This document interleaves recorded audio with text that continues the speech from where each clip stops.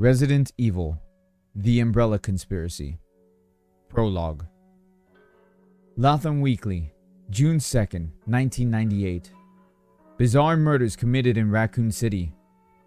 Raccoon City, the mutilated body of 42-year-old Anna Mitaki was discovered late yesterday in an abandoned lot not far from her home in northwest Raccoon City, making her the fourth victim of the supposed cannibal killers to be found in or near the Victory Lake district in the last month. Consistent with the coroner reports of the other recent victims, Mitaki's corpse showed evidence of having been partially eaten. The bite patterns apparently formed by human jaws. Shortly after discovery of Miss Mitaki by two joggers at approximately 9 o'clock last night, Chief Irons made a brief statement insisting that the RPD is currently working diligently to apprehend the perpetrators of such heinous crimes, and that he is currently consulting with city officials about more drastic protection measures for Raccoon citizens. In addition to the murderous spree of the cannibal killers, 3 others have died from probable animal attacks in Raccoon Forest in the past several weeks, bringing the toll of mysterious deaths up to 7. Raccoon Times, June 22nd, 1998. Horror in Raccoon. More victims dead. Raccoon City. The bodies of a young couple were found early Sunday morning in Victory Park, making Diane Roosh and Christopher Smith the 8th and 9th victims in the reign of violence that has terrorized the city since mid-May of this year. Both victims, aged 19, were reported as missing by concerned parents late Saturday night and were discovered by police officers on the west bank of Victory Lake at approximately 2 a.m.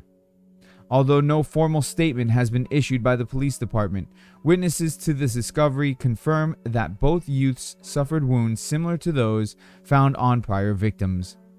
Whether or not the attackers were human or animal has yet to be announced. According to 2 friends of the young couple, the two had talked about tracking down the rumored wild dogs, recently spotted in the heavily forested park, and had planned to violate the citywide curfew in order to see one of the alleged nocturnal creatures. Major Harris has scheduled a press conference for this afternoon and is expected to make an announcement regarding the current crisis, calling for a stricter enforcement of the curfew. Cityside, July 21st, 1998. STARS, Special Tactics and Rescue Squad, sent to save Raccoon City. Raccoon City. With the reported disappearance of 3 hikers in Raccoon Forest earlier this week, city officials have finally called for a roadblock on rural Route 6 at the foothills of the Arklay Mountains.